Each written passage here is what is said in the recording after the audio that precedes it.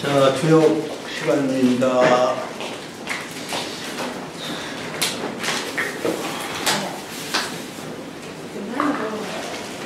주역을 더 어려워서 이구하시겠습니다. 이구. 지난 시간까지 그 계사를 마쳤어요. 그래서 실질적으로 이제 강독으로 말하면 뭐 어디까지 했냐면 설괴편. 설괴편은 작년인가요? 작년인가요? 네, 작년. 작년 봄에 주역을 시작해서 설괴편.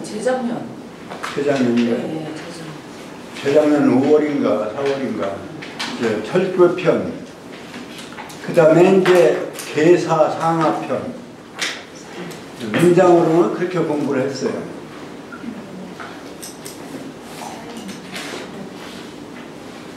근데 이제 역시 처음에 많이 들으러 오셔서 지금 인원의 한 2배 이상 오셨었는데 이제 뭐 듣기가 어려워서 이고가 돼서 아마 많이 중간에 빠지시고 그 대신에 또 새로 이렇게 몇 분이 오셔서 이제 진도에 맞춰서 나아간다면 또 이제 중간에 들어오신 분들 많이 이해하기 어려워 정말로 귀를 듣기가 그러실 것 같아서 이제 그리고 이제 건곤괴도 했어요. 건곤괴까지. 근데 이제 그 주역은 지난 그동안에 단편적으로 말씀을 드린 것처럼 시간이 보이지 않는 시간의 원리, 시간은 어떤 법칙으로 어떠한 원리로 시간이 흐르는가, 그리고 공간에 넓게 이렇게 퍼져 있는 공간에 존재하는 것들,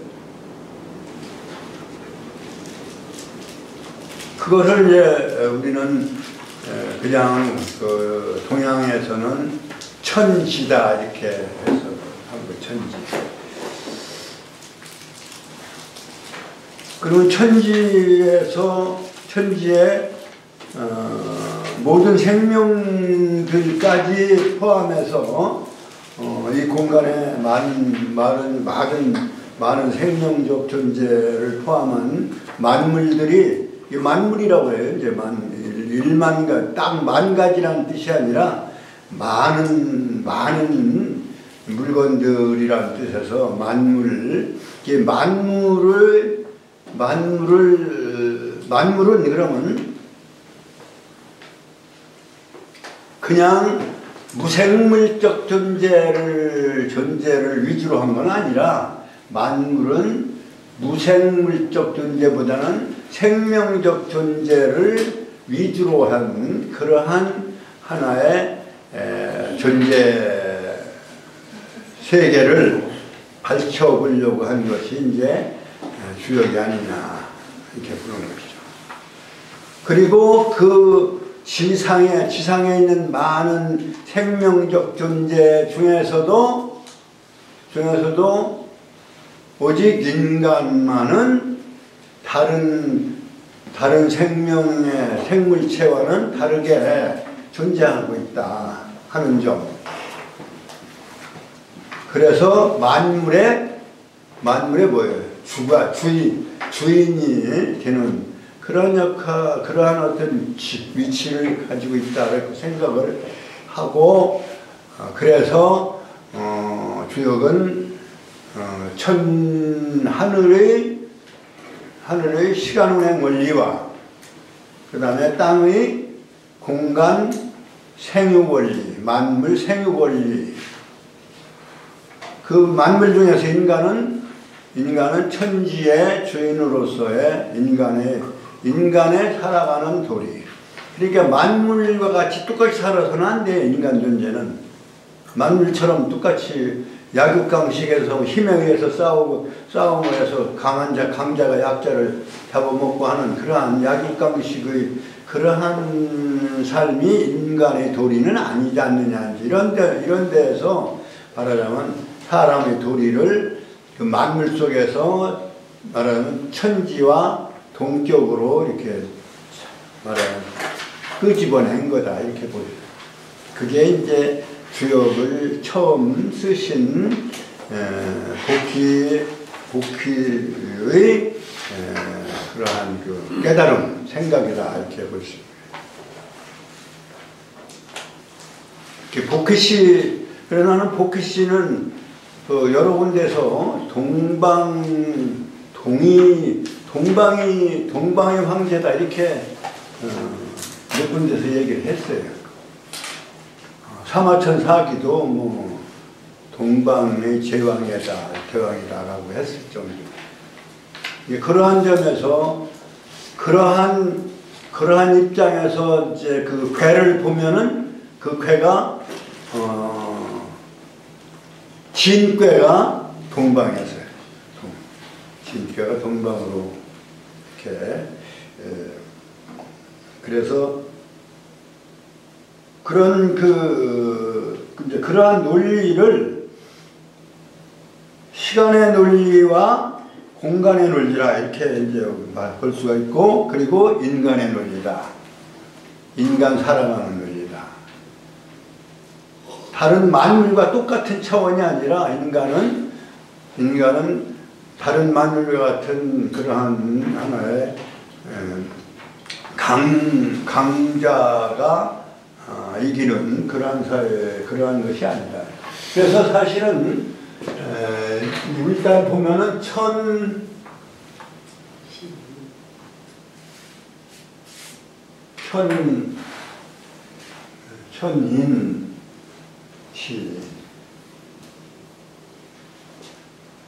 이게 삼도다 이렇게 얘기를 할 수가 있어요. 나름대로 이름을 붙이면 천도, 인도, 지도. 그러니까 이 세상의 모든 문제, 모든 존재하는 것을 문제 삼은 거예요. 그런 점에서 태초의 위대한 하나의 철학의 시작이다 이렇게 볼 수가 있어요. 동양에 있어서의 말하자면 자연과학도 되고 인문학도 되고 모든 학의 근본이 되는 셈이죠. 그러니까 하늘은 음의 시간과 양의 시간으로 시간이 서로 대립되어 있는 게 아니고 기다려서 다시 이어가는 그러한 관계로 되어 있어요. 그러니까 시간은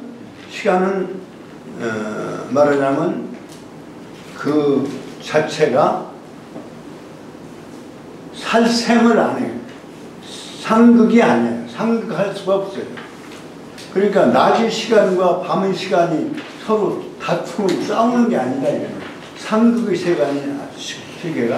그 시간은 항상 기다리고 따르고 하는 거예요.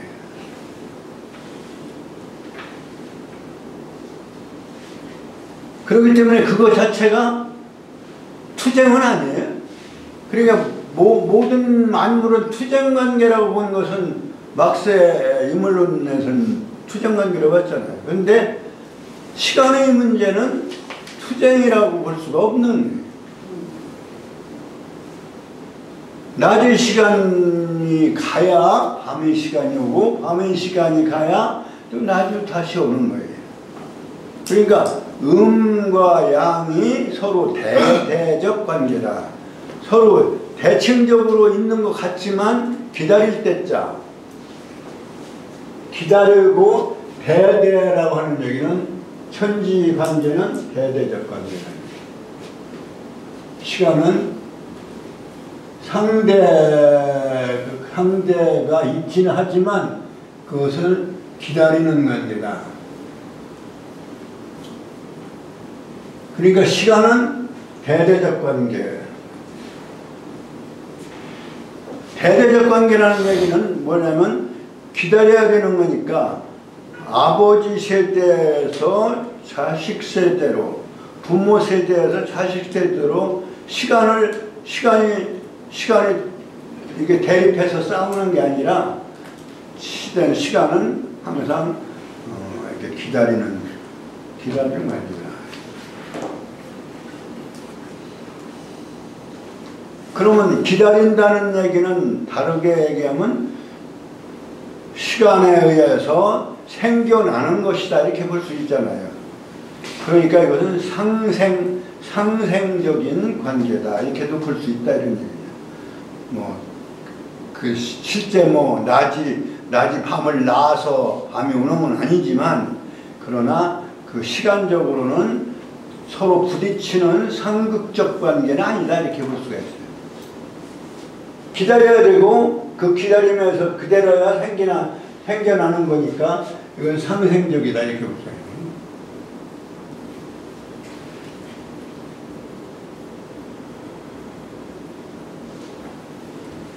상생적 관계다.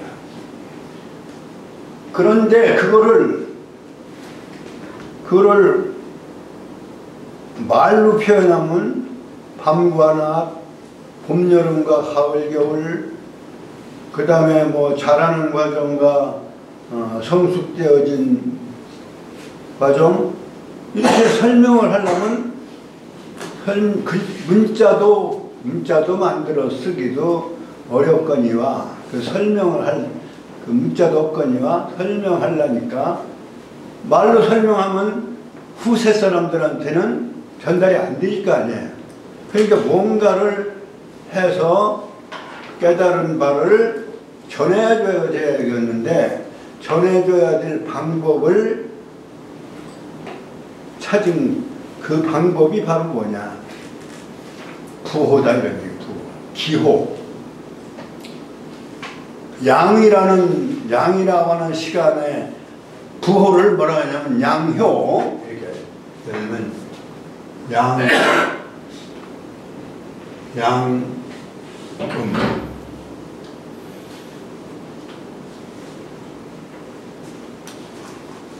이러한 관계로 이렇게 본 거예요. 그런데 그것을 대표로 말하면 이게 이제 양이고 음이다. 그러면 이 지상에 있는 만물들도 음적인 것과 양적인 것으로 이것은 상대적으로 대립되어 있다 이런 얘기예요. 갈라져서 따로따로 존재하는 거예요. 물론 암수가 동체 한 몸 안에 암수가 있는 것도 있지만 여하튼 간에 음양이 이렇게 각체로 되어 있는 거예요. 그리고 그것은 뭘로 해요? 물리적 힘에 의해서 강자와 약자로 이렇게 구별되어질 수 있는 것이다. 그래서 이거는 이제 음양이라는 말은 사실은 천도나 지도나 인도나 전반적으로 이렇게 쓰이는 말이지만 굳이 그것은 시간의 상대성과 대대성과 상생성을 이렇게 볼 때는 그러면 그거는 음양으로 갈라서 보지 아는 부분이 있어요. 그러나 여하튼 간에 그 연속되어 있는 부분이지만 그렇기 때문에 이것을 말로서는 음이니 양이니 하는 걸로 얘기해요. 근데 공간에 있어서는 음양이라는 개념보다는 물리적 힘이 강자냐 약자냐라고 하는, 그래서 사실은 여기는 강유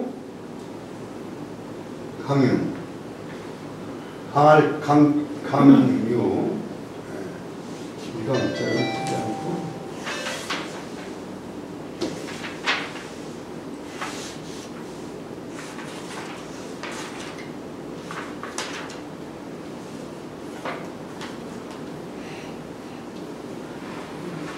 강유라고 하는 표현으로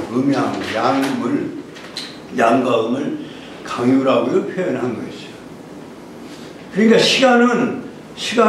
시간도 강의 시간과 약의 시간이 있다 하더라도 이것은 대립적 관계가 아니고 연속적인 관계예요.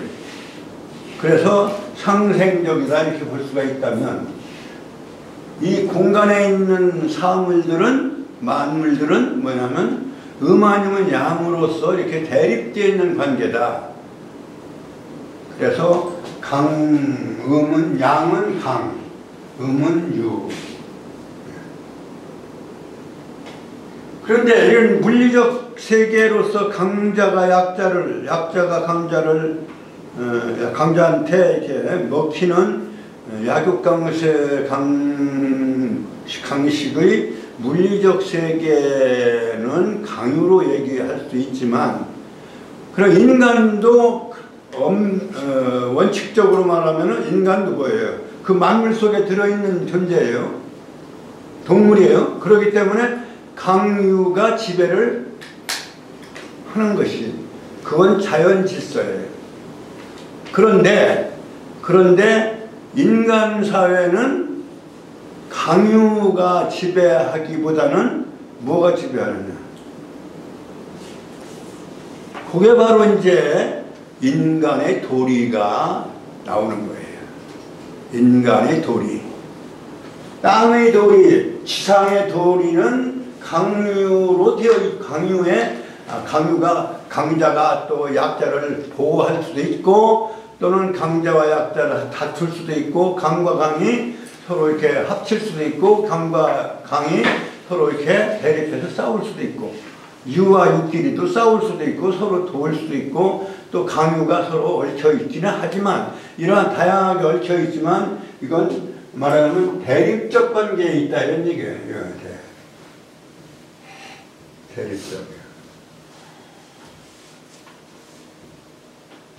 대립적이고, 그리고 뭐예요? 상생적이라기보다는 상생과 상극이 공존하는 세계. 상생과 상극이 같이 존재하는 세계가 되는 것이죠. 그리고 시간은 절대적인 것이고, 이 공간에 있는 사물들은 상대적인 존재다. 그 대립적이다 이런 얘기를. 대립적이다. 그러니까 그러면 인간은 어떻게 해야 되냐? 인간은 생물학적인 인간은 여기에 속해요, 사실은. 그렇잖아요. 지상의 하나의 동물에 속하는 거예요. 그러나 인간은 이러한 대립 상극적인 존재이기보다는 천도를 깨달을 수 있는, 시간의 의미를, 시간을 의식할 수 있는 존재다 이런 얘기. 그래서 예를 많이 들면 돼지가 점심때가 되니까 꿀꿀거리다. 그럼 돼지 키우는 사람이 저놈들이 때를 알아 이렇게 해서 때를 주는데, 실제 개들이 때를 안 알아서 꿀꿀거리느냐? 아니죠. 뭐예요? 생물학적으로 배가 고프니까 꿀꿀거리는 거예요. 그건 하나의 본능적인 때를 아는 것에 불과한 거예요. 새끼 뵐 때를 알아서 새끼를 베고 성적으로 결합할 수 있는 때를 알아서 할 수 있도록 주어진 거는 사실은 인간이에요. 동물 세계는요, 프로그램대로 말하자면 발정할 때, 그리고 수태할 때, 그때 생물학적인 프로그램에 의해서 이 발정을 해가지고 말하자면 암을 붙여가지고 교배를 해서 새끼를 베게 하는 거예요. 아무 때나 그러한 성적 본능과 성적 욕구를 아무 때나 할 수 있도록 되어졌다면 동물 세계는 어땠을까요? 더 무질서하고 더 투쟁적이지. 그러니까 그 때라고 하는 것을 장가갈 때 어른은 어른 때가 되면 어느 때부터 어른이 되고 이런 그 어른의 세계 또 어른을 알아보는 세계 어린이를 알아보는 그러한 그 시간의 의식을 가진 존재가 유일하게 인간이기 때문에 인간은 이러한 대립 상극적인 이러한 존재로 살아가는 것은 바람직한 인간의 길이 아니다라고 하는 거죠. 그러한 인도에 뭐가 그러면 결국은 인과 의라고 하는 그러한 사람으로서 사람답게 살아가는 길은 동물적인 본능적인 명령보다는 하나의 때를 아는 이성적인 그러한 길로 살아가야만 되도록 되어졌다고 해서 그것을 밝혀놓은 것, 그것이 바로 주역을 쓰신 성인의 기본적인 자세다. 그러니까 인과의 말하자면 인간의 본성 속에서 어진 마음은 양에 속하는 것이고 천도의 양, 지혜, 강에 속하는 것이고 그 다음에 의는 천도로 말하면 음이라고 하는, 지도로 말하면 유에 속하는 그러한 인의 이거 반대로 볼 수도 있을 거예요. 강한 거로 약한 거 보면 의가 더 강하다고 볼 수가 있죠. 하여튼 인의라고 하는 그러한 세계로 가는 것이 천도 지도와 다르게 인도를 밝혀놓은. 그래서 이러한 음양, 인의, 강유 기본으로 이렇게 크게 하나의 6가지.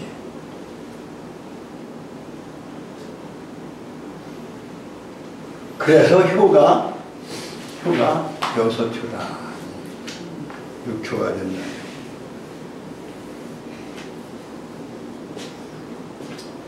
이제 그러니까 결과적으로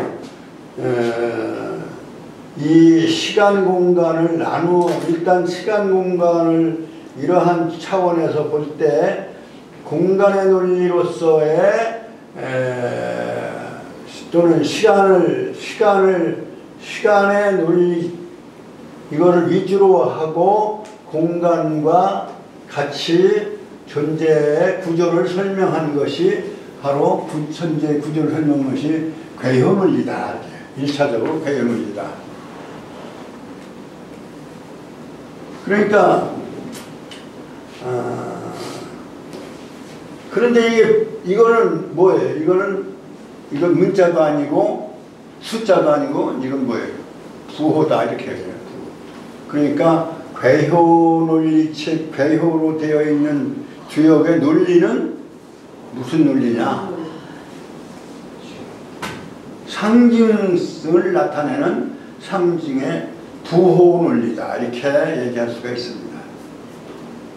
그리고 요즘도 부호 논리가 굉장히 어려운데 옛날에 부호 논리, 이 태초의 부호 논리를 이렇게 만들어냈다는 건 그건 굉장한 말하자면 인류 문명의 아주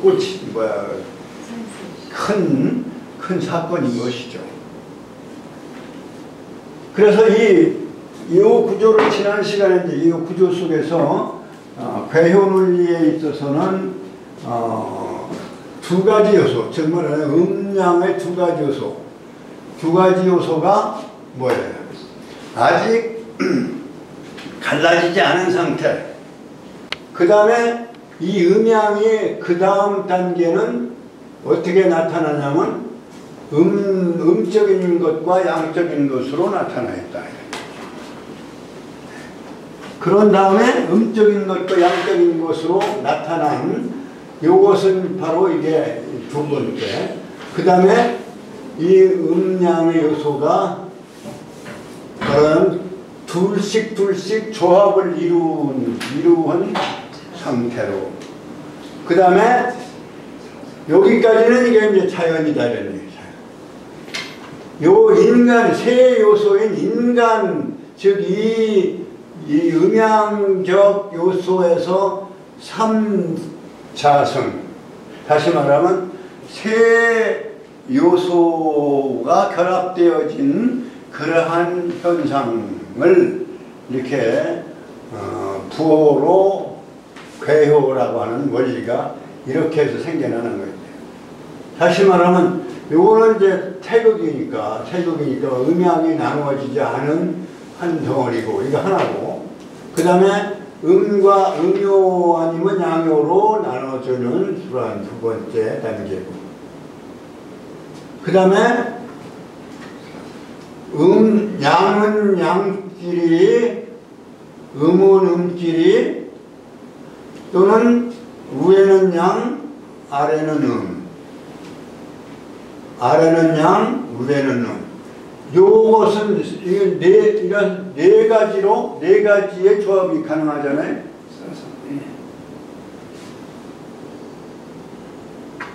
그 다음에 요 삼재는 즉 말하면 요거는 인간이 여기 참여하는 거예요. 인간이 시공간 속에서 인간이 어떠한 상황으로 양으로냐 음으로냐 그 참여함으로 해서 생겨나는 그러한 만물, 만사의 말하는 상징적인 그러한 상징 틀. 요것은 8개, 2는 4, 2, 8. 8개가 돼요. 8개가 형성. 그러니까 0, 1, 3. 그러한 논리체계,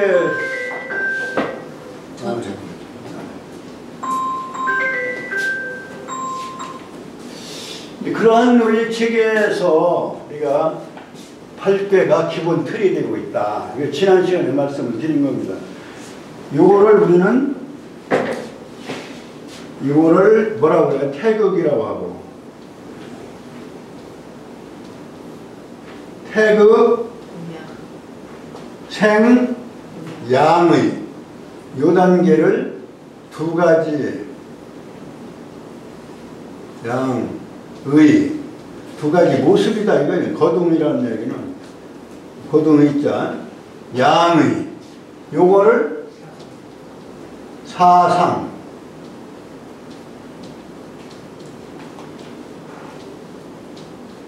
사상은 네 가지 음양 조합의 상징성, 사상. 그 다음에 여기가 8개예요.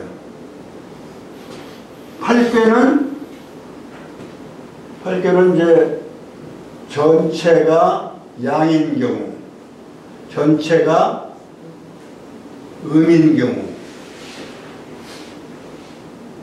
여기에 처음에 양으로 나오는 경우, 그 다음에 두 번째가 양으로 나온 경우, 그 다음에 세 번째가 양이 경우. 이렇게 세 개가 됩니다. 그 다음에 여기는 아래가 음이고 위가 양이 첫 번째, 아래서부터 잘 올라가는 거니까. 그 다음에 가운데가 음인 경우,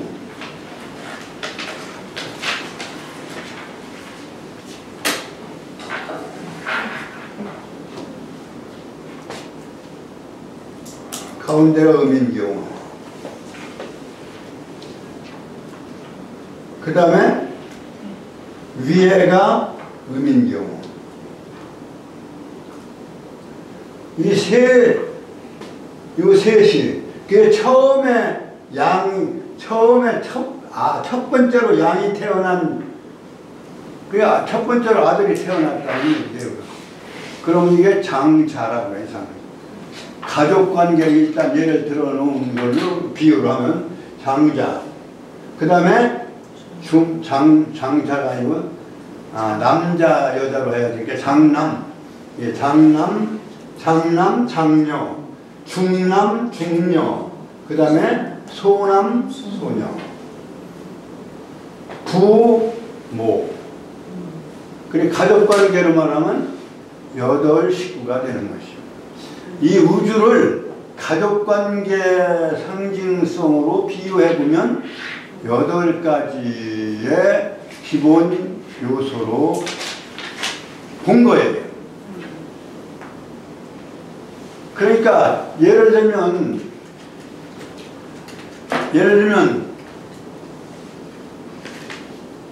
중남중녀는 시간적으로 말하면 중남중녀는 하나의 기둥이 되는 거예요. 말하자면 기둥, 중심이고 장남장녀 다시 말하면 이거는 이제 무슨 꾀예요? 진꾀라고 그래요. 진꾀. 비우변에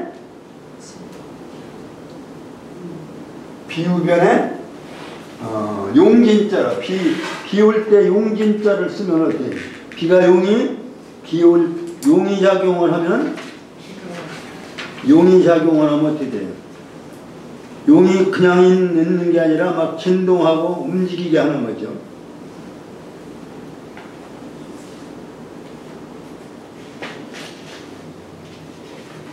움직이게 하는 것이 이제 진인데, 그래서 우리가 예를 들면 봄에 만물이 겨울잠을 자고서 있을 때 제일 먼저 깨우는 역할을 하는 것이 바로 장남 역할을 하고 있는 진꾀라고 하는 거예요.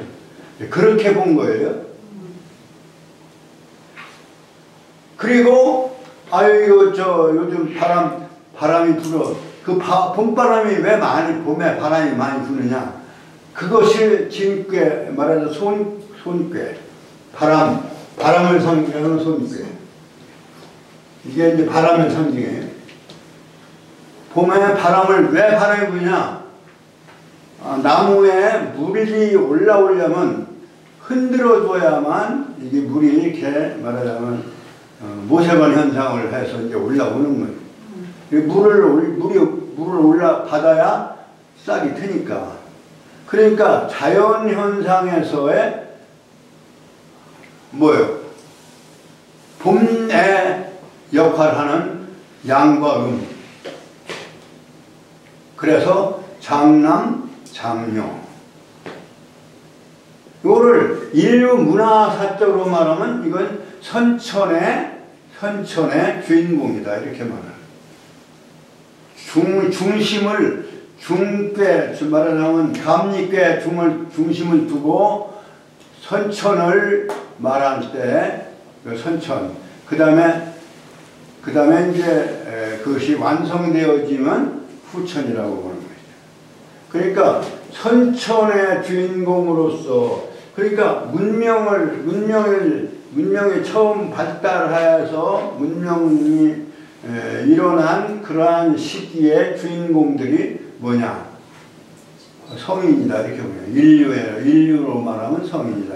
그러니까 장남장녀는 집안이라고 하는 하나의 가족으로 비유할 때는 장남장녀고, 인류 전체 문화로 말하면 성인이다, 이런 얘기예요. 선각자로서 장남장녀가 성인이에요. 그 다음에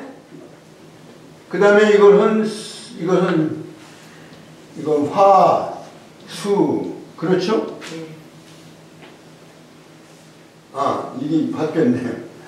이게 수화학괴가 이게 말하자면 자연물로서는 수와 화예요. 물과 불. 이 물과 불이 없으면 생명이 존재할 수가 없습니다.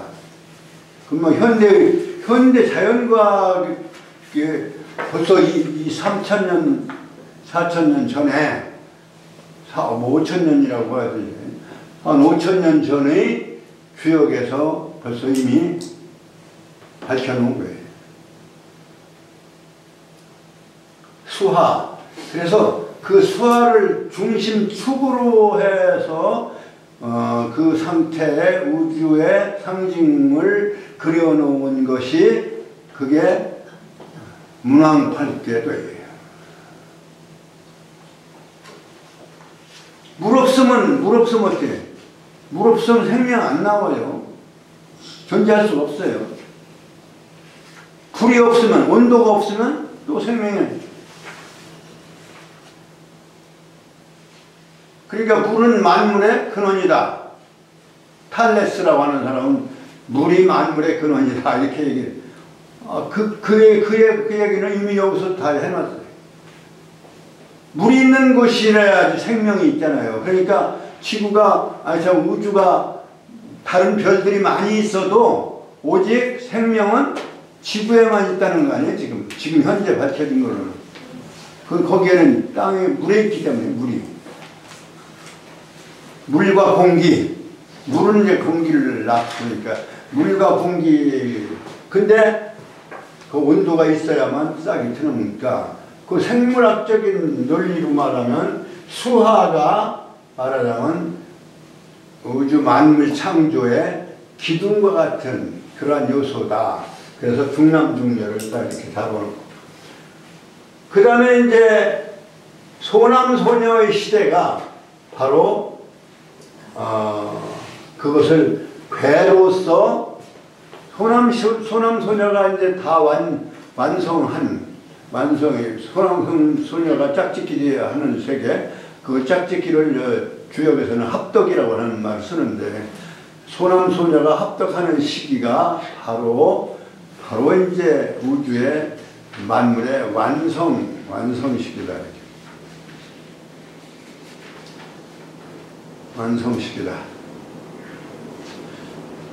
그것을 그러니까 천지가 역할을 다해서 하늘 기운은 땅에 내려와 있고 땅의 기운은 위로 올라가서 지천이 되고, 지천을 축으로 하고, 그 다음에 뭐예요? 소남소녀인 간과 태를 횡축으로 해서 모든 만물과 만사가 이루어지는 거다. 완성되어진다고 보는 거예요. 그래서 열매를 맺는 거예요. 그러니까 씨에서 열매 맺는 것의 과정을 3단계로 표시한 것이 바로 팔괘도예요. 방위도. 팔괘방위도라고 씁니다. 책에 나와 있는데요. 그것도 옛날에 자료도 이렇게 보내드리고 그랬는데, 그걸 가지고 오셨어야 되는데 또 없는 사람이 있고요. 그래, 그 세 개의 궤도. 근데 주역에서 설명은 세 개의 궤도가 다 되어 있는데, 실제 궤도로 전달되어 온 것은 생의 씨가 싹 트는 것을 상징하는 생팔궤도. 생단계의 방위도가 그게 이제 복귀 팔궤도로서 나온 거고요. 그것을 공자께서 설명을 설궤 3장에서 설명을 했어요. 설궤 3장. 그 다음에 이제 수화를 축으로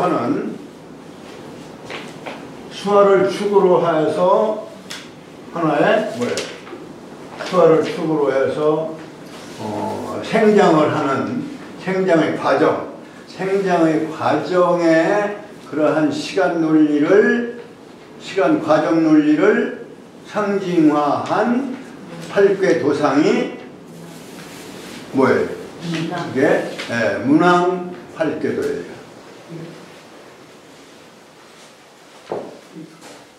이게 문왕 8궤도, 문왕 8궤도는 그러니까 뭐라고 그랬어요? 아까 얘기한 대로 물과 불이 중심축을 이루고 있다. 그러면 다 잘하면 어떻게 돼? 열매를 맺으면 씨와 비슷한, 똑같은, 사실은 그 원리는 똑같죠. 모양도 거의 같은 거죠. 그 모양도 거의 같은 하나의 열매격을 상징하는 그러한 8개 방위 도상이 설명만 되어 있고, 공자께서 설명만 해 놓으시고 그림은 묻어 두셨던 거예요. 그게 설괴 6장이에요. 6장.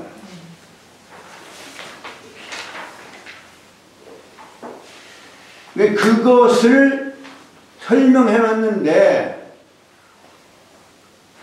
그 설명을 어떻게 했느냐, 뭐라고 했느냐,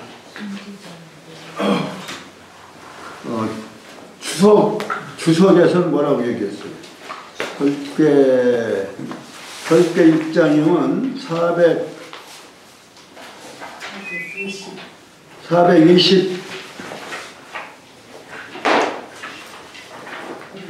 424장 첫째 줄부터가 아니라 423쪽 그 전쪽에 신야자는 묘만물이 위원자야니,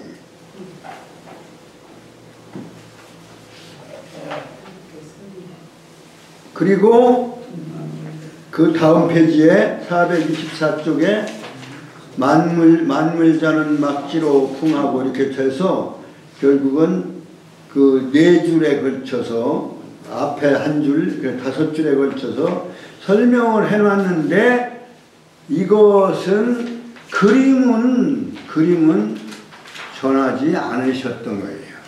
근데 이것을 요것을 8궤도라고 깨달아서 착안을 해서 8궤를 도상을 그린 것이 바로 이제 우주의 완성인 시, 우주의 시를 상징하는 그러한 도상이다.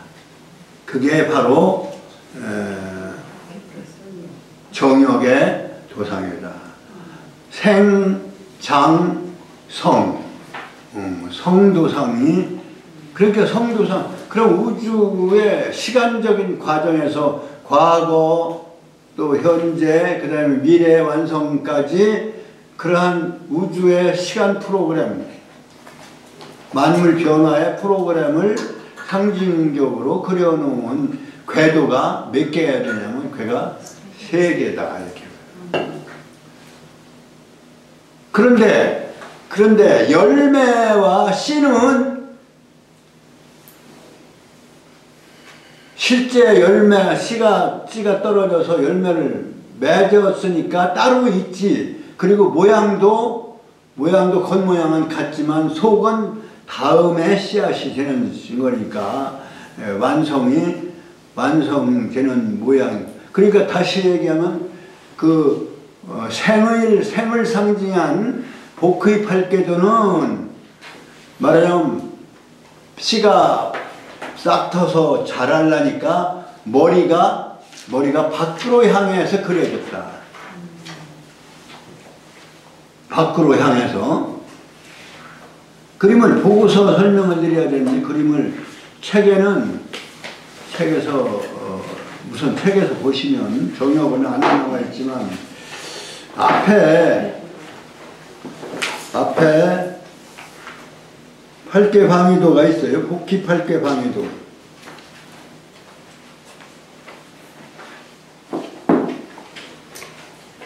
앞에 몇 가지가 그림이 있는데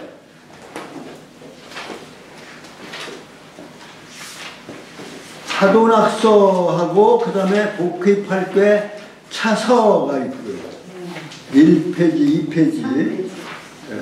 2페이지에 복귀 8개 차서도는 이렇게 검정과 흰 걸로, 흰 칸으로 이렇게 되어 있죠. 이렇게.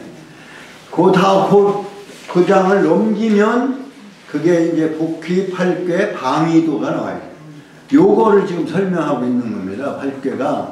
8개가 건곤, 하늘과 땅을 축으로 해서, 이건 평면도가 아니라 인면도라고 보셔야 돼요. 인면도니까 건은 위에 있고 고는 아래에 있다. 이렇게. 그러면 그 다음에 물과 불이 뭐라고 그랬어요? 물과 불이 또 그것을 중심으로 해서 새싹이 나고 자라고 해야 되니까 그것이 가로축으로 되어 있어요. 그게 바로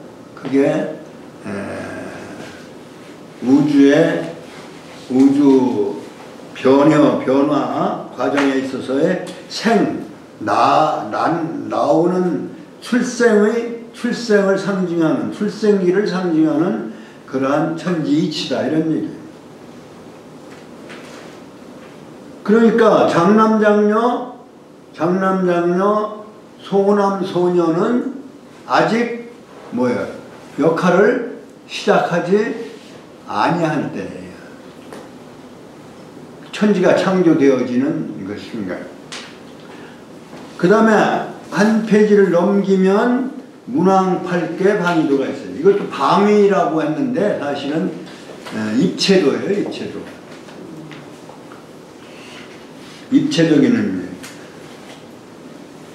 요것은 뭐라고 하냐면 이거 자라는 과정이라고 장궤도다 이렇게 장궤도. 생궤도, 장궤도, 성궤도. 생장성.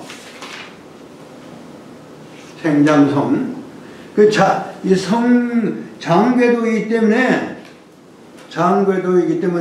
아까 얘기한 대로 감리가 불과 물이 횡축으로 되어 있어요. 네, 횡축으로. 그리고 장남이 어디서부터 시작을 해요? 동방에서부터 시작을 해요. 요 문왕 8개 방위도, 하여튼 궤도 전체를 우리가 어떻게 봐야 되냐면, 이게 지도 보듯이 앞에가 북쪽이 아니고 정반대로 앞에가 남쪽이에요. 그러니까 이궤가 떠날 때 이궤에 있는 것이 평면도로 말하면 이궤가 남쪽이에요. 남쪽이고 하늘이에요, 하늘. 위란 말이에요. 그 다음에 감궤는 뒤고 북쪽이고 아래예요.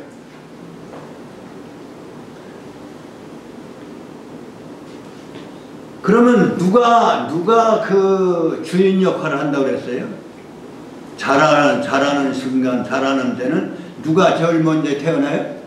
장남, 진궤가 제일 먼저 태어나요. 그럼 진궤가 어느 방향에서 태어날까요?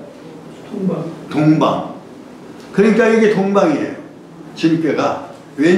우리가 왼쪽의 동방이에요, 지금.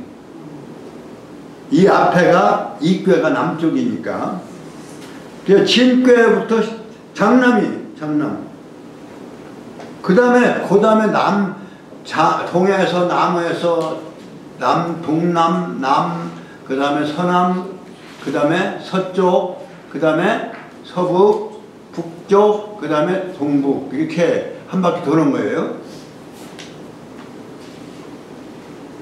그런데 장남장녀가 봄에 역할을 맡았다. 다시 말하면 1년으로 따지면 봄의 역할을 맡은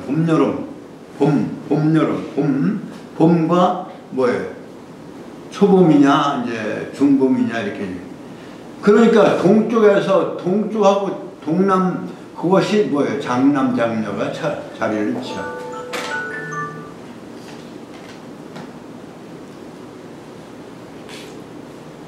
그래서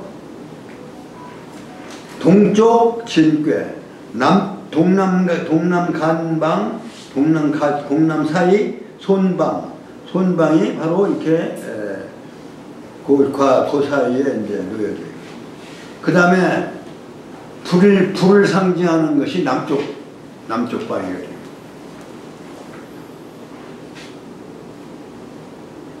이제 그렇게 하는데 서쪽은 이제 음방향이죠. 이제 이것도 우리가 그것도 동방은 양의 방향이고, 동남은 양의 방향이고, 서북은 음의 방향인데요.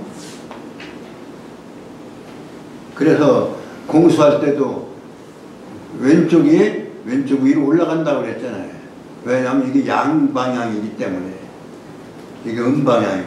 근데 여자는 반대로 음이 위로 올라가기 때문에 오른손이 위로 올라가요. 이게 공수가 기본인데 공수조차도 제대로 못하면 예절에 공수. 그래서 그러면 서방은 뭐 해야 되냐? 소녀가 서방에 놓여져 있어요. 요건 처음부터 이 소녀가 그 왕성역인 정역 8궤도에도 꼭 이 자리에 그대로 지키고 있어요. 그럼 왜 그럴까 이렇게 생각해 보니까, 장녀가 되면 출생이 안 되잖아요. 다 자란 딸이 다 자라면 이제 후천엔 출생을 담당을 못하는 거 아니에요. 그래서 선천에든 후천에든 소녀가 서쪽을 음으로써, 그래서 장남의 아내 역할을 하는 거예요. 장남격의 아내 역할을 하는 태과. 그래서 태께는 요 말씀연변에 이 말을 하면은 이 태자를 쓰면 말씀 설자가 되고, 소설할 때 설자가 되고, 마음심변에 이 태자를 쓰면 기쁠 열자가 되잖아요. 그래, 이 소녀꾀이기 때문에 이 글자는 무엇을 상징하냐? 웃음을 상징하고, 즐거움을 상징해주고, 그리고 모든 생명의 생명성을 부여해주는 그러한 역할을 하는 거예요. 자연물을 설명도 또 해야 되는데, 자연물로는 이거 연못이다 이렇게 얘기를 했어요. 연못. 태는 열못. 아까 우리가 저거 했죠? 진꾀는 우레라고 그랬죠. 우레. 진꾀는 우레, 그 다음에 손꾀는 바람, 그 다음에 이꾀는 불, 그 다음에 곤꾀는 땅, 공간, 그 다음에 태꾀는 뭐예요? 태꾀는 어떤 자연물을 상징한 거냐면 연못을 상징한 거다. 그러니까 이렇게 외우셔야 돼요. 저 자료집을 먼저 번에 나눠드린 거예요. 가지고 계신 분들이 있을 테죠. 건천, 곤지, 그 다음에 진하련, 손하절, 감중년, 이허중, 그 다음에 간상년, 세상절. 그러니까 그렇게 외우시면 모양하고 이렇게 연결이 그대로 되는 거예요. 그러니까 외울 게 몇 가지 돼요. 주요 공부하시다. 그러니까 진장남 손장녀 이것도 다 외우셔야 되겠지만 여하튼 모양하고 그 이름하고는 기초적으로 외우셔야 된다. 태괴는 그러니까 태상절 위에가 끊어졌다. 위에가 음요고 아래는 양요, 두 개가 양요인 그러한 괴를 태라고 하는데 이 태는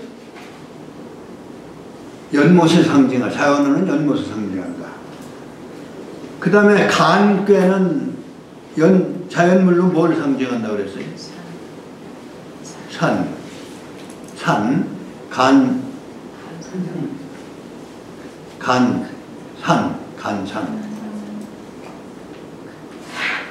산은 불룩 나온 거고 연못은 우멍 패인되니까 그게 음양이잖아요, 사실은. 근데 산은 듬직하고 연못은 뭐예요? 연못은 모든 생명의 보고예요. 모든 생명이 연못에서 생겨나거든요. 연못은 모든 생명이 거기에 보물창고다. 연못에서 짝짓기들이 이루어지는 거예요. 그 짝짓기 이루어지는 거, 그냥 짝짓기 이루어지면 즐거울 거 아니에요. 그래서 태는 열이다.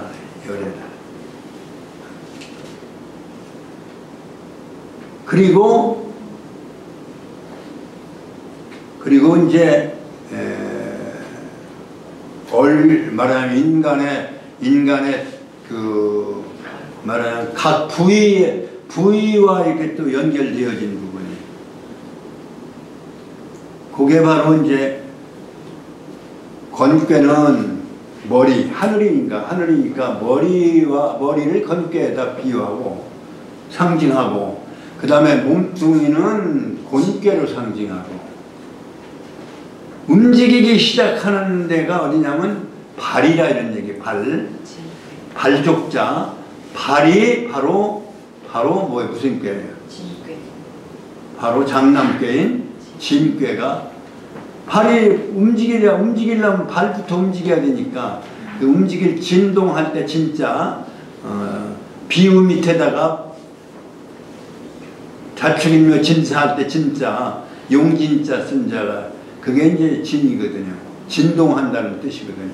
그 발에서 움직이기 시작하니까 발이 그게 이제 진꾀고 그 다음에 발을 떠받치고 있는 그 위에 고관절이 고가 뭐예요? 다리 고자 있어요. 고관절 할 때 고자. 이게 육달을 변에다가 이렇게 쓴 자 있잖아요. 그게 이제 이거 다 지워졌네? 왜 그래? 전기가 나갔어요. 이거 어떻게 해야 돼요? 오프 됐어요, 오프. 온오프.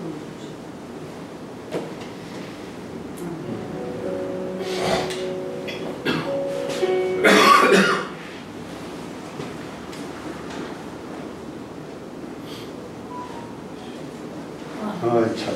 자, 이거 없어진지도 모르고. 아까 다 그려놓은 거 이거 어떻게 해야 돼?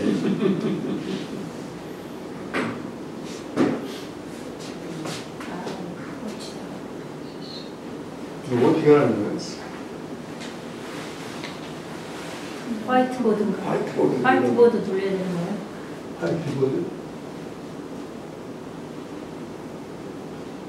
됐어요.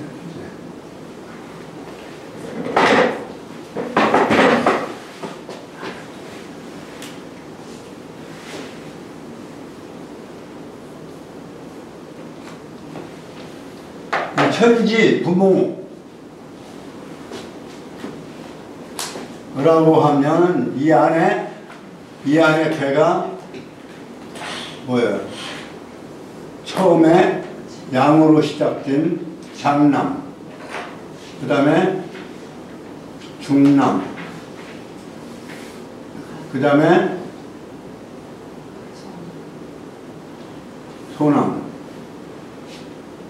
이게 위에가 이게 양이고, 양태고, 이 밑에가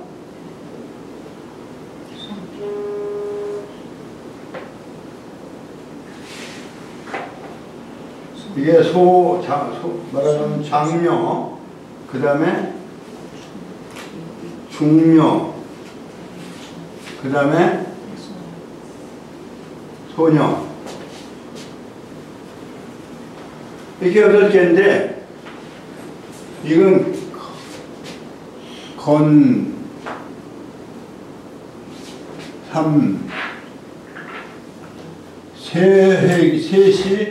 세획이 연결되어 있다. 건삼년. 그 다음에 진하련.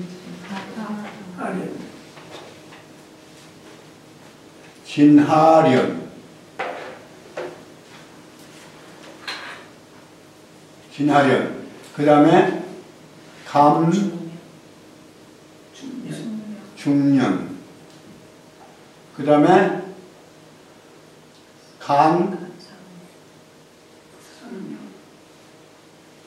상년. 그 다음에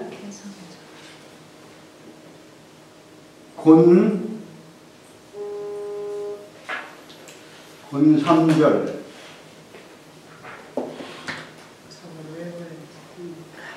곤삼절. 그 다음에 소나절.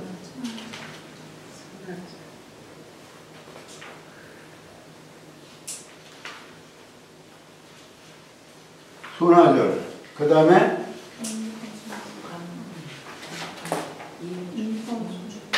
이허중.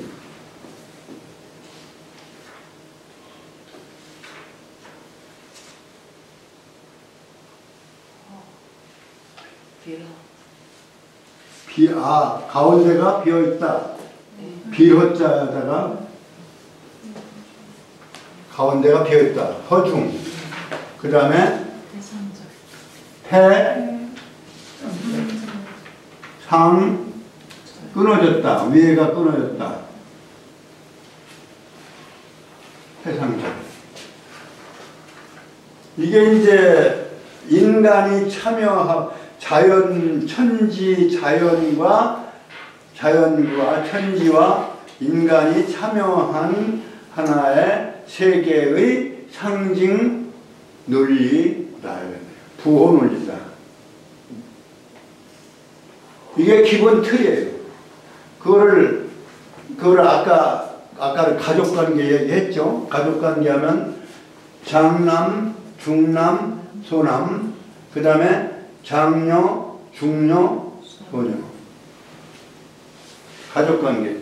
그러면 자연 현상으로 말했을 때는 뭐예요? 자연 현상은 하늘, 땅, 그 다음에 뭐예요? 지는 우레, 천둥, 그 다음에 소는 바람.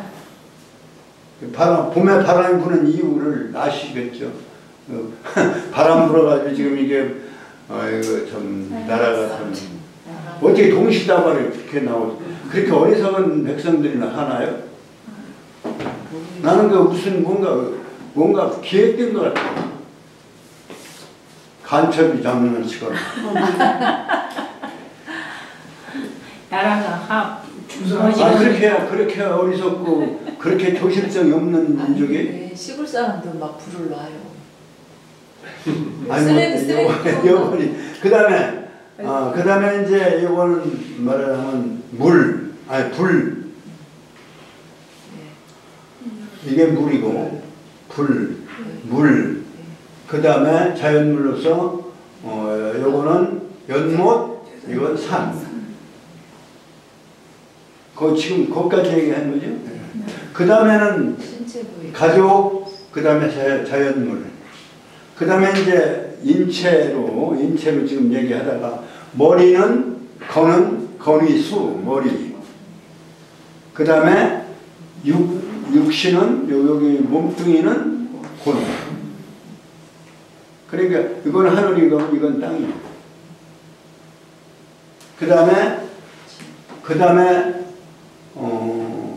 지금 뭐예요?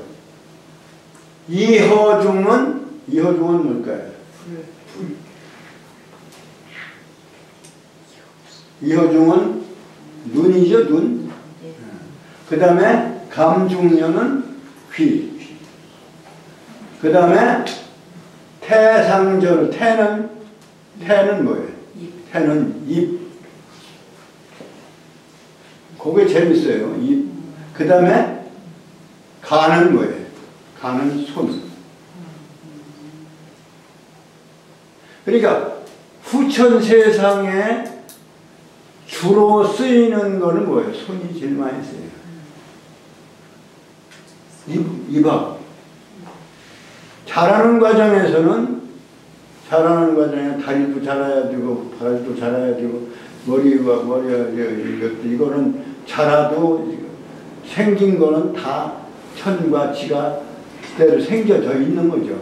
그래, 하늘의 역할을 하는 것이 이목구비가 사실은 하늘의 역할. 하늘에 달려 있어요, 하늘에. 근데 입은 사실은 땅의 역할을 하는 그러한 기능을 더 위주로 하는 거지만, 그러나 입도 땅에 부속을 안 시키고 하늘에다 올려놨어요. 그만큼 입도 중요한 거죠. 그래서 이제 먼저 언젠가 말씀을 드리고 또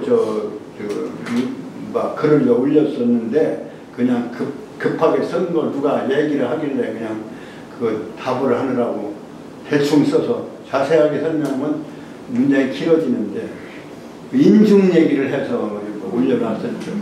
인중이 바로 하늘과 땅 가운데, 요게 그런 뜻에서 인중이에요.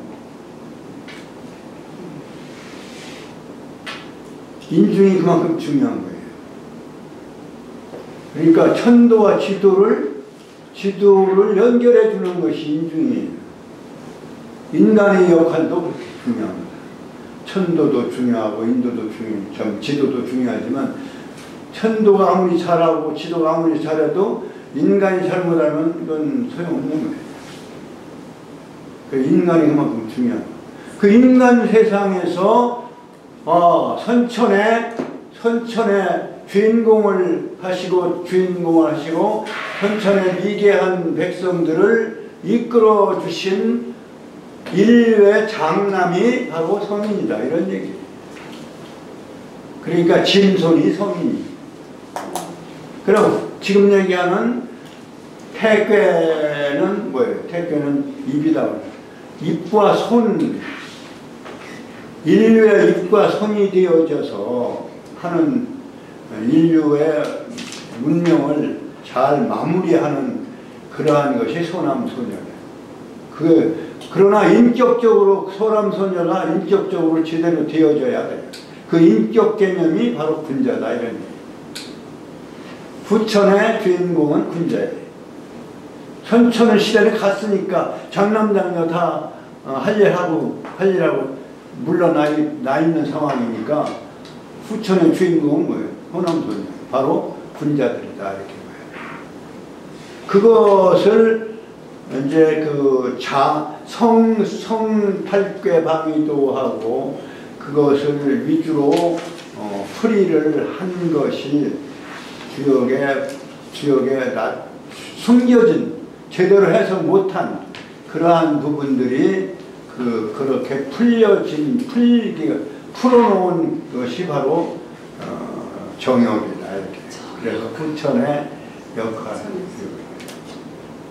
그러니까 손으로 따진다는 거예요, 손으로. 부천의 장남은 손을.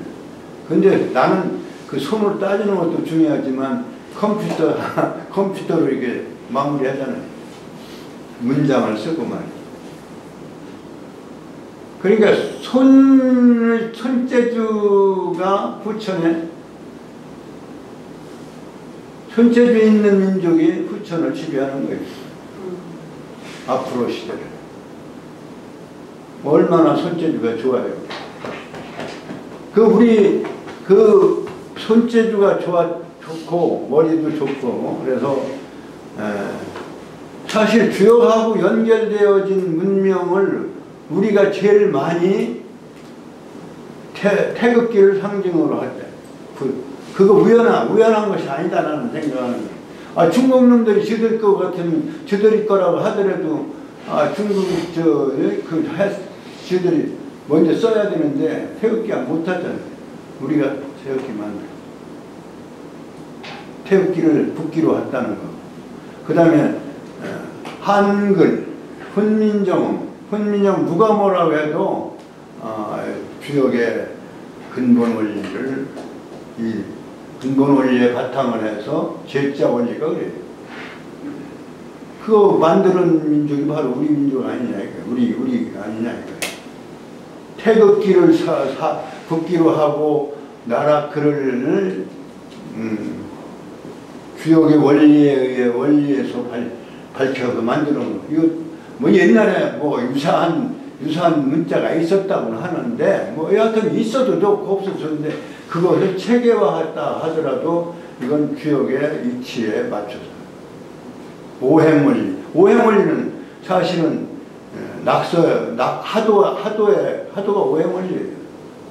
낙서도 오행원리가 확산되어진 그런 전개되어진 논리고. 그래서 후천의 주인공은 간태다. 그러니까 선천의 복희궤도에는 진이 출발점이었는데 후천궤도는 뭐가 출발점이어야 되겠어요? 간이 출발점이어야 되지 않겠어요? 그 간을 동쪽에다 배치한 그 궤도 설명이 6장에 나와 있는데 그것을 아주 구체적으로 그 이론을 바탕으로 해서 궤도를 작성한 것이 정역팔궤예요. 시를 아까 얘기한 대로 싹 틀려고 하는 거는 머리가 밖으로 나와서 이렇게 확산되어지는 그림으로 그려졌다면 정역팔궤도는 위치가 천지가 지천으로 바뀌었으면서도 뭐 천지는 상하가 구별 없지만 다른 궤도는 이제 안으로 향해 돼요. 열매 맺으려면 어떻게? 열매는 모든 영양이 합쳐져서 열매 안으로 응축되잖아요. 그러니까 궤도도 안으로 수렴되어진 머리를 안으로 하는 그림으로 그려졌다. 그래야 맞는 거죠. 그러한 그래서 거기 이제 보면은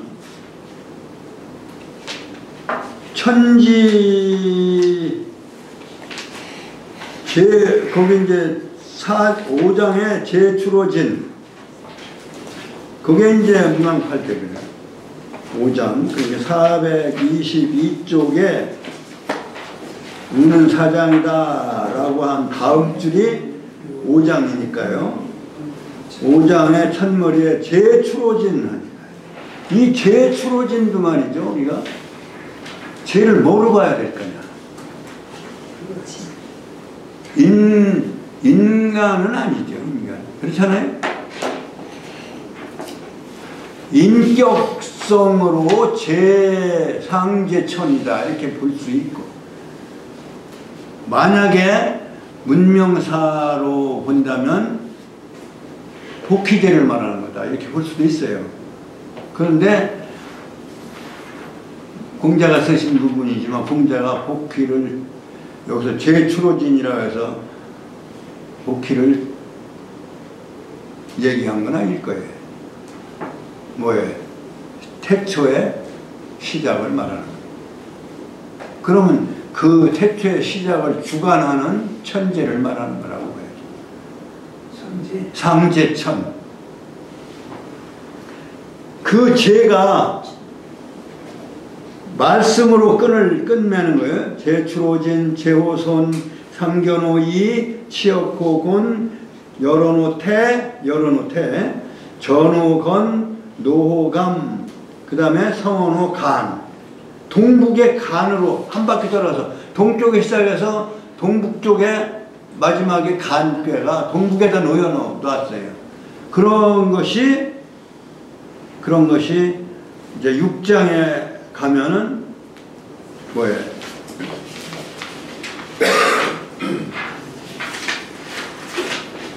산택이 통기라고 했어요. 산택이 통기 연후에 산과 간괴와 태괴가 통기한 연후에 424쪽에 세 번째 줄 밑에 보면 산택이 통기한 연후에 이러니.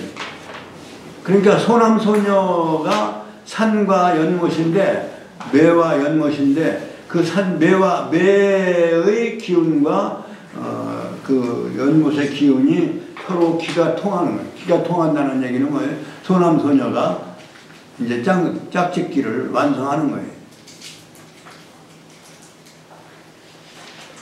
인류의 소남소녀가 이제 결혼을 한 거예요.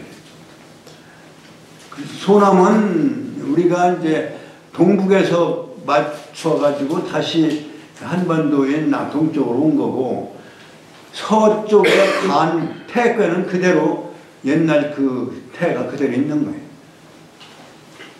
그렇게 해서 간태가 합덕이 이루어진 거예요.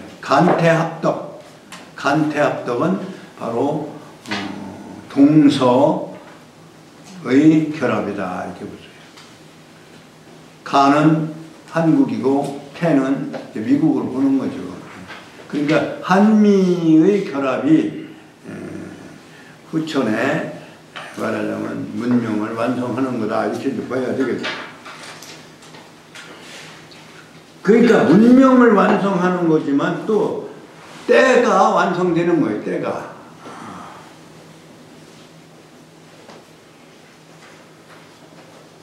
그래서 여기서 그 두 번째 줄 밑에 보면은 종만물 심한물자 이렇게. 종만물, 나 언젠가 종시라고 하는 개념을 제가 설명해 드렸죠. 끝이 아니라 새로운 시작이다. 그래서 시간의 성격은 항상 종시성이다 이렇게 얘기를 했어요.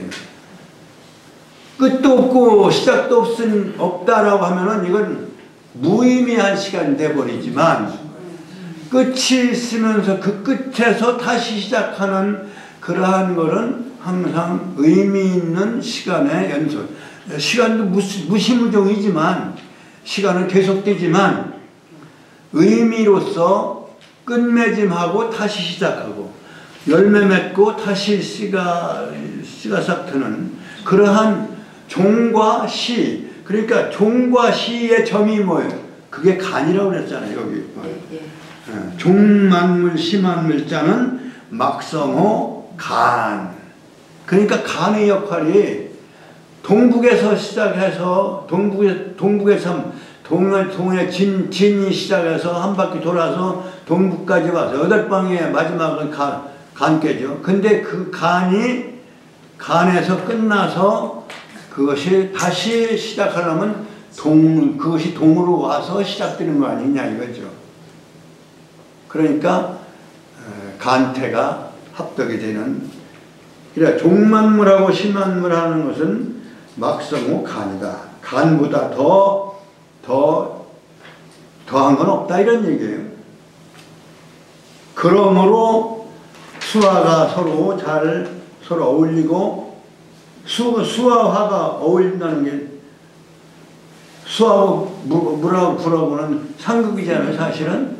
그런데 그 수와 화가 잘 조화를 그래야 생명이 창조되는 거예요.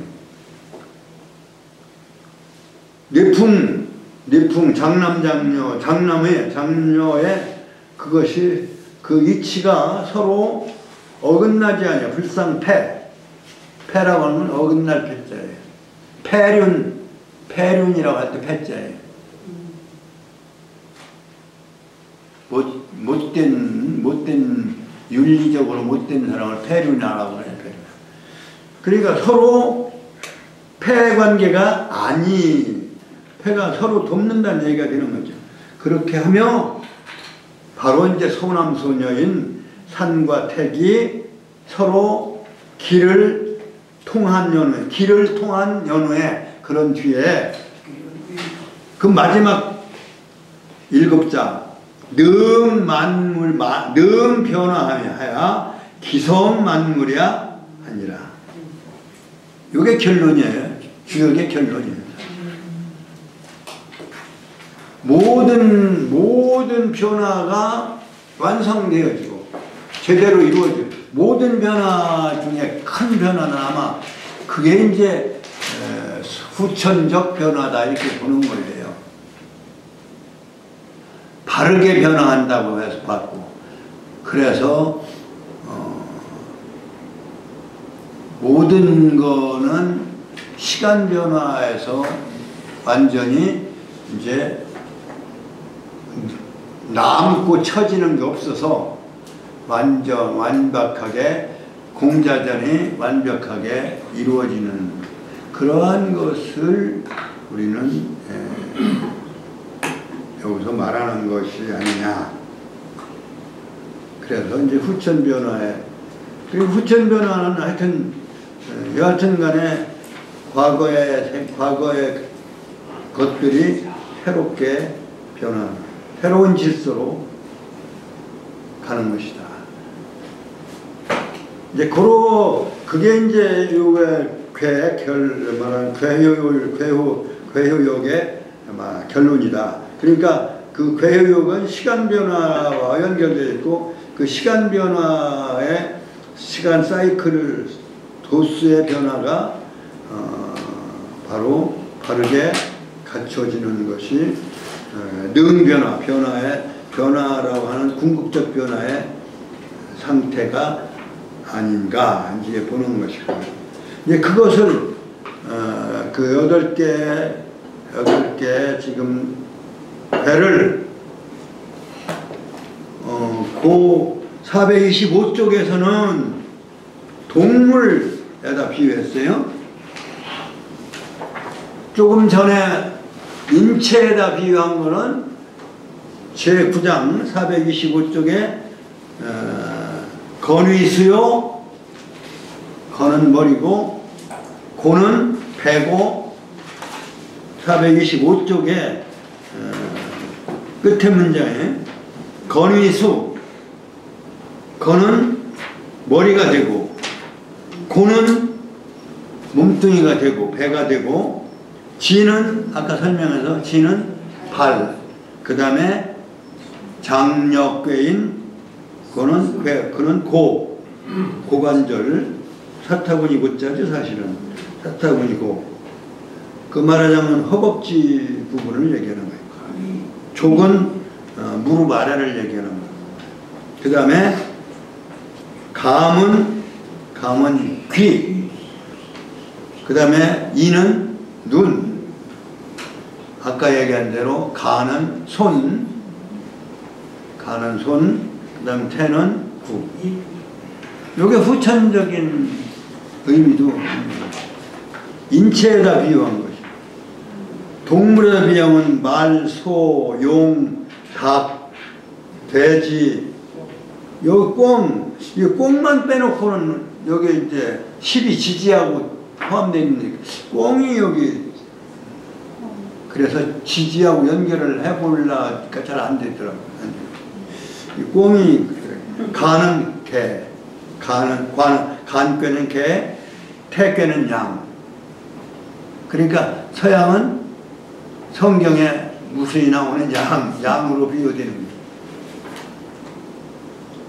간은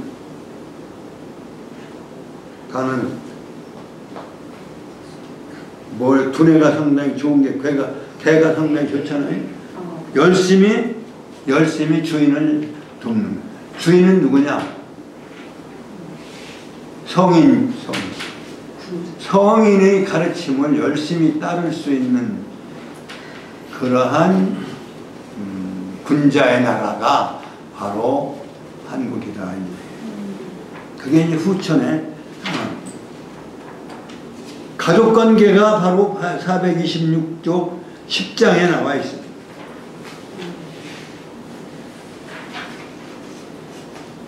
그는 처녀라 고로 아버지라고 이루고 칭호 부하고 호자는 이게 이제 전치사 아버지로 이루고 고는 지아라 고로 어머니로 칭하고 진는 1색이 등남이라 고로 장남이라. 1색은 뭐냐면 첫 줄이라는 뜻이에요. 첫 줄. 이 새끼 줄자 줄 색자예요. 그러니까 이 아래 첫째 줄이 양이다. 그래서 장남이라고 하고 손꾀는 1색이 첫째 효색 중에서 끝에가 아래가 음이기 때문에 등녀라고 해요. 그러므로 위지 장녀라고 한다. 장남장녀.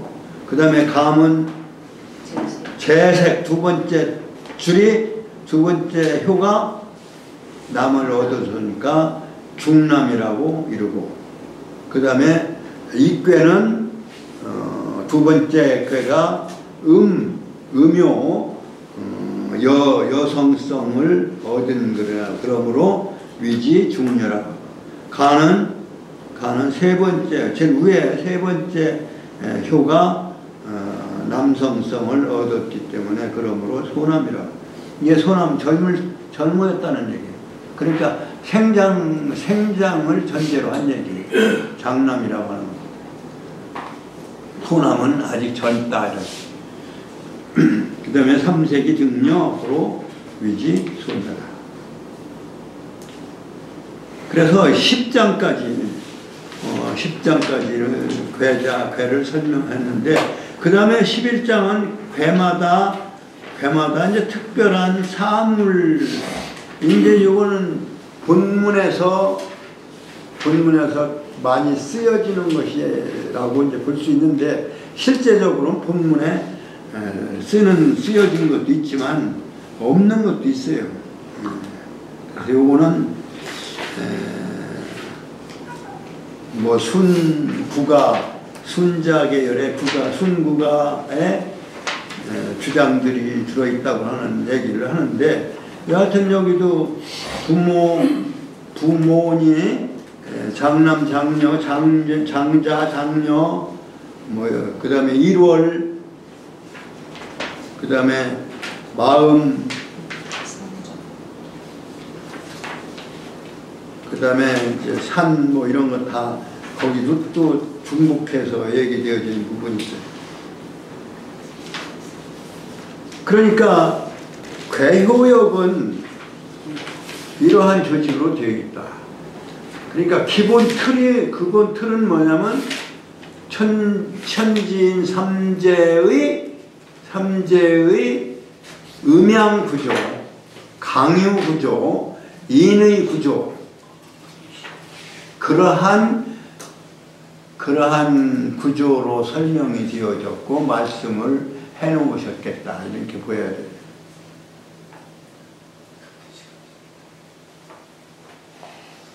근데 이제 우리가 뭐 다 안 읽었습니다만은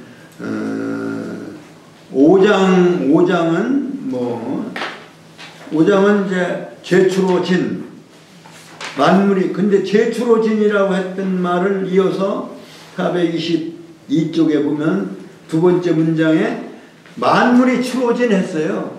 그러면 여기서 제는 뭐예요? 제는 상제천에 만물 창조한 만물이에요. 그렇게 봐야 돼요. 그러니까 거기서부터 시작했다는 얘기예요. 동에서부터 시작했다는 얘기예요. 그럼 이것만 봐도 역시 모든 문명은 동에서부터 왔다. 빛은 동방으로부터 박달, 밝은 땅, 밝은 땅, 박달. 문명은 동쪽부터 밝아오는 거예요.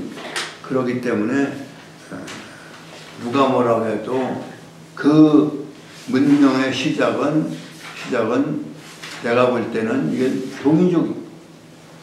그러기 때문에 아까 얘기한 대로 그것을 향유할 수 있고 그것을 우리 마음속에 담아놓을 수 있고.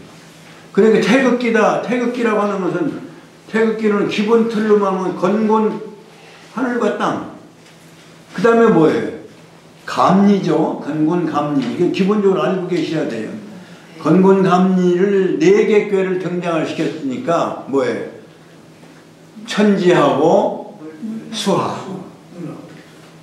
천지 수하. 시간 공간. 천지 시간 공간. 그 다음에 수하. 그러면 만물 창조의 원리예요. 그게 그 두 개씩 충북해서 이제 64꾀를 했는데 그 64꾀의 건곤과 감리가 바로 뭐예요? 64꾀 중에서 상경 30꾀다.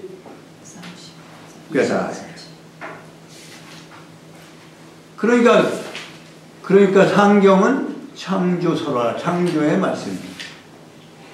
창조적 존재 원리. 그 다음에 이제 아까 우리가 뭐라 했잖아요. 만물 성종 성시 막성호 간이라고 했잖아요. 간.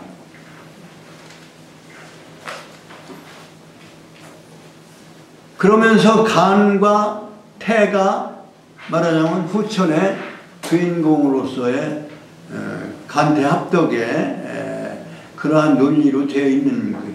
그 간태가 뭐예요? 궁극적으로 인도의 창조는 끝났으니까 그거를 운영해가는 주인공이 바로 소남소녀다 이런 얘기예요. 후천의 소남소녀다.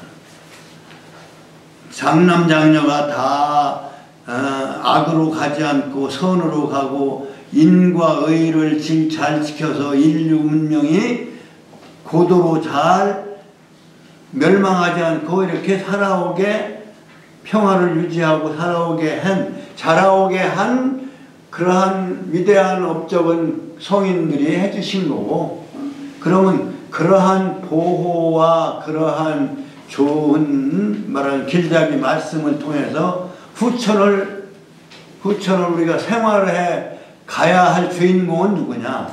그게 소남소녀다. 그 소남소녀로 이루어진 64개 궤 중에서 소남소녀로 이루어진 궤가 하경 천머리에 놓여 있다 이런 얘기예요. 그러니까 내가 얘기하는 게 전부 거짓말 아니에요. 그 원리를 얘기하고 있는 거예요. 내 거짓말을 왜 해요? 왜 하경은 후천의 후천 세상을 인간이 주인이 되는, 군자가 주인이 되는 후천 세상을 열어서 말씀해 놓은 부분이 하경이다 이런 얘기예요. 상경은 창조 원리. 그러니까 태극기는 창조 원리를 바탕으로 한 거예요.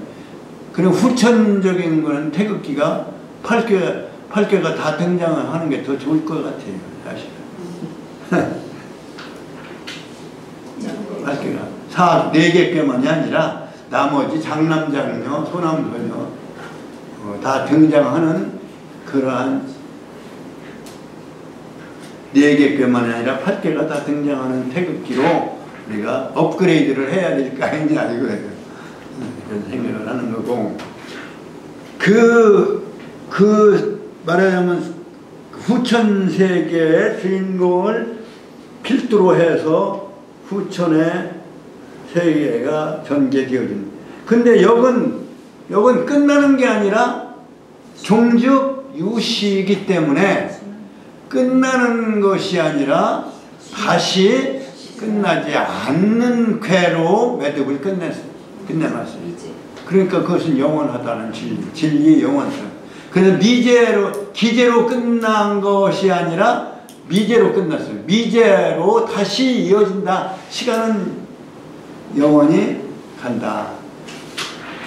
그래서 마지막에 64개에서 63번째가 수화 기제고, 그 다음에 64번째가 끝난 게 아니야 아직. 그러니까 미제야. 그렇게 미제로서 책은 끝낸 거예요. 그런데 그 주역 이치는 끝난 게 아니다 이런 얘기예요. 미제로.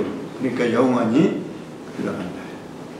그러면 후천의 주인공인 소남소녀를 첫 번째로 낳는데, 그러면 그 첫 번째인 소남소녀는 그래도 후천이라도 선천의 성인들이 다 가르침을 가르쳐 줬다 하더라도 때는 후천의 때는 왔지만 그 가르침은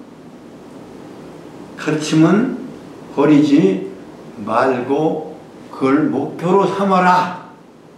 그래서 32번째 목표로 삼은 궤에 뇌풍, 뇌는 진궤 아니에요. 풍은 장력궤인 손궤고, 그 뇌풍 하항궤가 바로 후천의 두 번째. 그러니까 실존적으로 살아가는 것은 군자지만 그 정신을 살아야 될 정신은 바로 성인이다. 이렇게 성인의 가르침을 가지고 살아가라. 그래서 32번째, 그래서 함항궤로 이게 시작을 한 거예요. 후천의 논리를. 얼마나 합리적이고 과학적이고. 그런데 이제 이 육효궤는 8궤를 틀로 하는 작용의 논리다 이렇게 얘기하잖아요. 그러니까 작용의 논리니까 어떻게 돼요? 실제적으로 현상에 나타나는 현상은 작용의 논리예요. 그러나 지나간 하나의 진리는 천존지비야. 하늘은 높고 땅은 낮은 거예요. 그렇기 때문에 장남이 위에 있고 장녀가 밑에 놓여진 궤로 하항궤를 만들었고, 실존하는 현상은 양은 위로 올라가 작용하고 음은 아래로 내려와 작용하는, 내려와서 그렇기 때문에 음은 위로 올라가면 작용하고 양은 밑으로 내려와 작용하는, 그렇기 때문에 소녀가 위에 놓여져 있어요. 그게 바로 무슨 궤? 택 아니 뭐예요?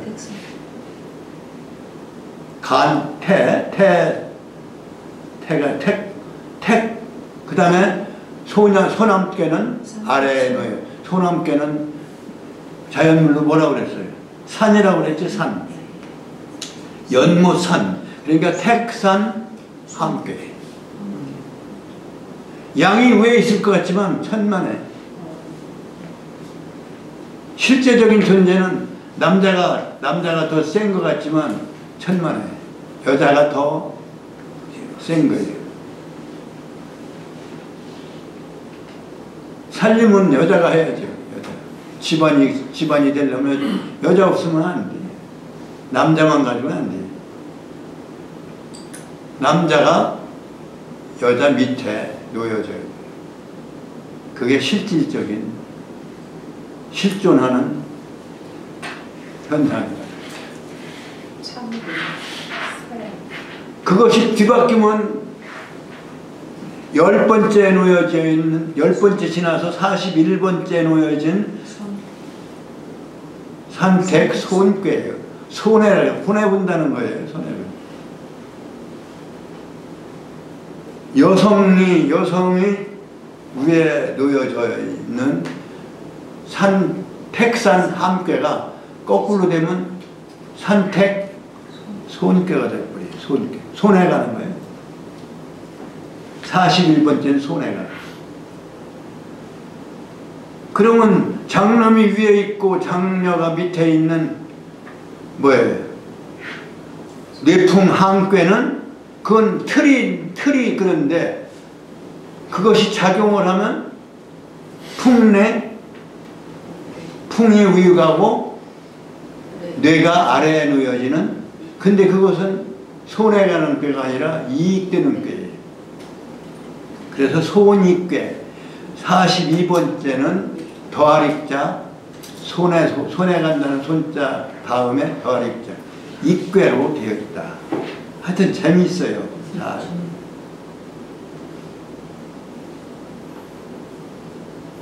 그런 논리 기본을 이해를 하시고, 그러고 이제 문장을 보셔야 이래서 해석이 되는 거예요.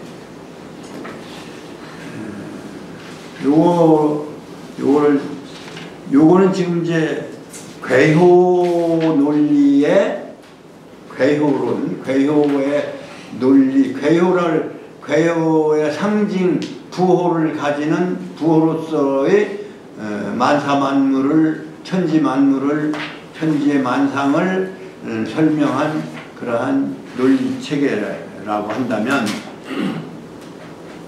이건 만사만물이니까 공간 위주예요. 근데 공간만으로 보지 않고 시간 변화에는 그 시간이 또 중요하니까, 그 시간의 문제는 시간을 위주로 한 그러한 논리 체계가 여기에는 괴효 논리만 있는 게 아니라 시간 위주의 논리 체계가 있다. 그게 바로 설괴편 첫째 줄 한번 보세요. 419쪽인가요? 석자 성인지 자격야에 뭐 이해 가시겠죠. 그런 정도 이해 못 하시면 안 돼요. 성인지 자격야에 유찬어 신명이 생시, 요 5자 유찬어 생시, 유찬어 신명이 생시 6자인가요? 유찬어 신명이 생시 8자네요. 요게 그 다음에 삼천냥지의 수, 요 2마디. 요건 괴효 얘기가 아니에요. 괴효 하나도 안 들어있잖아요. 그 다음에 뭐라? 관변어 음양이 입괴. 그러니까 거기서 괴가 나온단 말이에요. 발의어 강유의 생효. 그 괴효 논리가 그 다음 귀절에 나와요. 그런데 실제 우리가 겉으로 보기에는 주역은 괴효 논리로 되어 있으니까, 그래서 지금 괴효 논리에 대한 얘기를 다 마친 겁니다. 그러면 그 앞에 놓여 있는 뭐예요?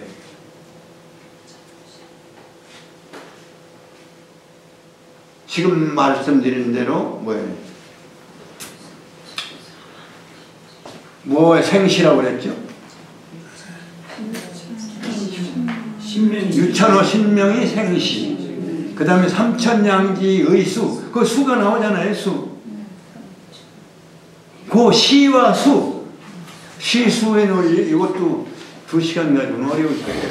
그러나 하여튼 요약해서 다음에 설명을 드리기로 하겠습니다. 그러면 설계를 한 반은 한 거예요. 지금. 같이 했습니다.